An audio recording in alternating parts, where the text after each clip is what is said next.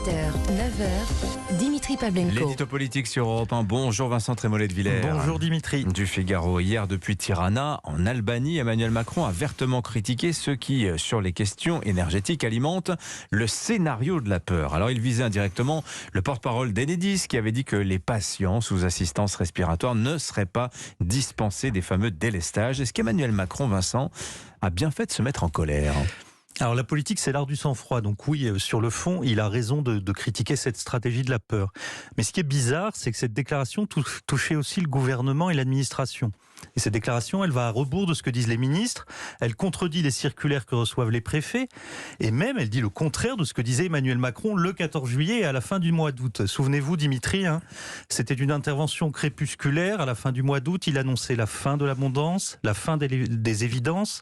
Et je cite le président de la République, « C'est au fond une grande bascule que nous vivons face à laquelle nos compatriotes peuvent réagir avec beaucoup d'anxiété. » Le même jour, François Bayrou, comme en écho, donnait une interview dans Le Point dont le titre était « Nous allons vers la crise la plus grave que la France ait connue depuis la guerre ». Et pour signifier la gravité du moment, Emmanuel Macron convoquait dans la foulée un conseil de défense énergétique. Donc, le président a raison de critiquer les scénarios de la peur, mais alors il faut entendre cette déclaration comme une autocritique, un geste de modestie, un moment d'humilité, une sorte d'acte de contrition. Bon, je vous sens ironique. On se souvient quand même qu'après cette séquence alarmiste de la fin août, la fin de l'abondance, le président avait lui-même tenu à rassurer. N'est-ce donc pas ces ministres qui en font trop ? Les ministres, ils font leur travail. S'il y a un risque sérieux de coupure d'électricité, c'est malheureux. Mais il est normal qu'ils s'y préparent et qu'ils préparent l'opinion.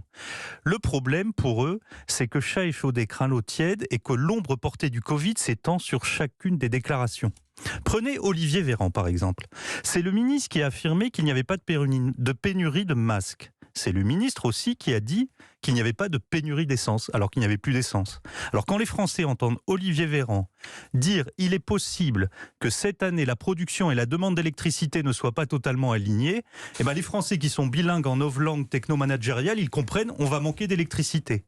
Et les messages quotidiens de col roulé en éco-geste, les déclarations de Pape Ndiaye sur la fermeture des écoles renvoient immédiatement au confinement. Enfin, quand les ministres portent sur les citoyens toute la responsabilité, ça nous rappelle ces moments où pendant la pandémie, l'État alimentait les scénarios de la peur pour que les gens restent chez eux. Et ça fait 3 fois que le chef de l'État nous dit « n'ayez pas peur ». C'est donc bien une stratégie, Vincent.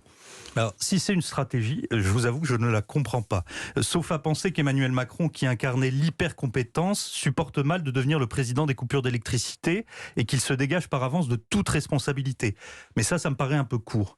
Ce qui est déroutant dans cette histoire, c'est que la stratégie de dramatisation a commencé avec Emmanuel Macron et que c'est lui maintenant qui dédramatise. Alors, si l'hiver se passe bien, cette sortie sera vite oubliée. Mais si nous devions subir des coupures d'électricité dans les mois qui viennent, cette critique des scénarios de la peur reviendra en boomerang jusqu'à l'Elysée. Emmanuel Macron paiera au prix fort sa stratégie de l'affoleur affolé devant l'affolement. Merci Vincent. Vincent Trémollet de Villers, du Figaro, à la une de votre journal. De quoi se faire peur encore un peu plus. En Europe, la grande crise des systèmes de santé.